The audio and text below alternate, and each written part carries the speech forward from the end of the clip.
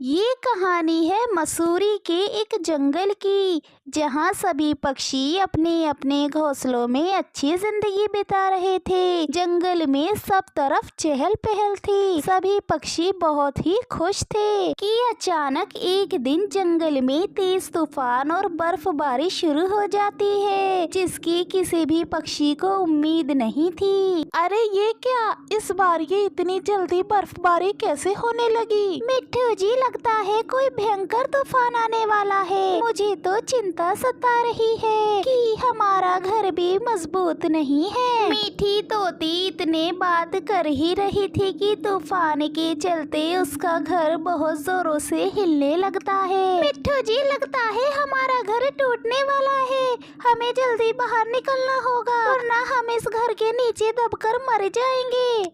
इतना कहकर दोनों बाहर आ जाते हैं और मीठी का घर तूफान में उड़ ही जाता है। देखते ही देखते सभी पक्षियों के घर इस तूफान में टूट जाते हैं, जिसकी वजह से उन्हें ठंड का सामना करना पड़ रहा था और सभी पक्षी ठंड से सताए हुए भी थे। टूनी बहन, मुझे तो अब डर सा लग रहा है। अचानक से जंगल में ठंड और बर्फबारी शुरू हो गई और हमारे घर भी नहीं रहे। कहीं ये ठंड हम सबकी जान ना ले ले। टूनी बहन, मीठी बहन, आप डरे नहीं, हम सब इस मुश्किल समय में हिम्मत से काम लेंगे। सबसे पहले तो हमें लकड़ियाँ लेने जाना होगा, जिससे हम अपना पक्का घर बना सके। और हाँ, कुछ लकड़ियाँ हमें आग जलाने के लिए भी जरूरत पड़ेगी। हमें हिम्मत करके कैसे भी खराब मौसम होने से पहले लकड़ियाँ लानी ही होगी और अपना घर बनाना होगा। अरे टूनी बहन, लकड़ी से अच्छा हमें अपने लिए बांस का घर बनाना चाहिए। वो घर बहुत मजबूत भी होगा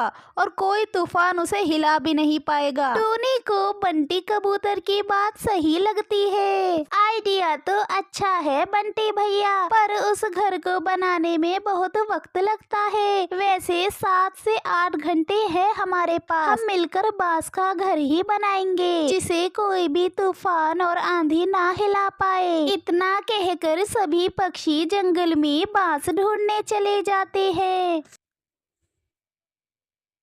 दूसरी तरफ जंगल में रहने वाला कालू कौवा और गोरी कौवी बहुत ही कामचोर थे। जंगल में एक उनका ही घर तूफान की चपेट से बचा हुआ था। वो दोनों बहुत ही आलसी किस्म के थे। कालू जी, सुना है जंगल के सभी पक्षियों का घर टूट गए हैं। हाँ हाँ गोरी, सुना है मैंने कि तूफान के चलते सभी पक्षी बेघर हो गए। कालू जी, मेरी बात मानो तो हमें भी अपना घर पक्का कर लेना चाहिए। पता चला हमारा घर भी नहीं रहा। अरे गोरी, तुम काहे परेशान होती हो? हमारे घर को अगर टूटना होता तो वो पहले ही टूट जाता। हमारा घर बहुत मजबूत है, जभी पूरे जंगल में बस हमारा ही घर बचा है। तुम परेशान ना हो और आराम करो। वैसे कालू जी, बात तो आपकी एकदम सही है। हमारा घोंसला जैसा मजबूत घोंसला जंगल में किसी का है ही नहीं। हम तो है ही अलग। गोरी और कालू की जोड़ी तो बिल्कुल अलग जोड़ी है। भगवान भी हम पर मेहरबान है। हमारी जोड़ी तो ऊपर वाले की जोड़ी बनाई हुई है। कालू जी, कालू गोरी अपने आलस की वजह से अपना घर ऐसी हालत में ही छोड़कर सो जाते हैं।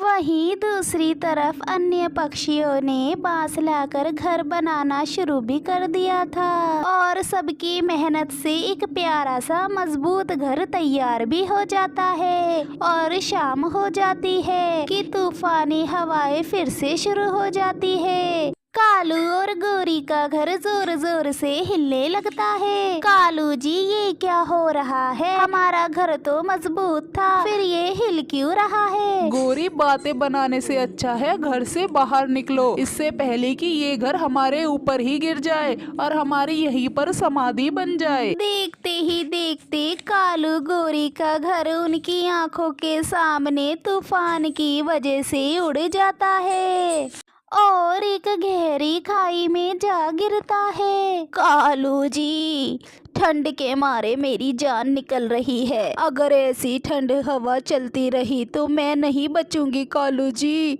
अब हम कहाँ जाएंगे? गौरी, ये सब हमारे आलस की वजह से ही हुआ है। ना हम लापरवाही करते और ना हमारा घर टूटता। ऐसा करते हैं, टूनी के घर चलते हैं, वो हमें अपने घर में पनाह तो दे ही देगी। कालू और गौरी दोनों उड़ते उड़ते टूनी के घर के लिए रवाना हो जाते हैं। टूनी बहन जल्दी से दरवाजा खोलो, हमारा घर तूफान में टूट गया है और हमारी यहाँ ठंड से जान भी निकल रही है। टूनी से उन दोनों की हालत देखी नहीं जाती और वो उन दोनों को अपने घर के अंदर बुला लेती है। टूनी बहन, आज आपने मुझे दूसरी जिंदगी दी है, वरना इस ठंड के कारण मैं तो मर ही जाती। गौरी बहन, हमारे जंगल के ऊपर संकट आया है, हमें मिलकर लड़ना होगा। ये तो मेरा फर्ज था। जब तक आप चाहे आप यहाँ रह सकती हैं। आप सबका बहुत बहुत धन्यवाद। आज आपने मेरी जान बचा ली। इस तरह से कालू गौरी की जान बच जाती है और सभी पक्षी मिलजुल कर इस बांस के घर में रहते हैं। दोस्तों, कहानी पसंद आई हो तो वीडियो को लाइक किए बिना मत जाना और चैनल को सब्सक्राइब जरूर कर लेना।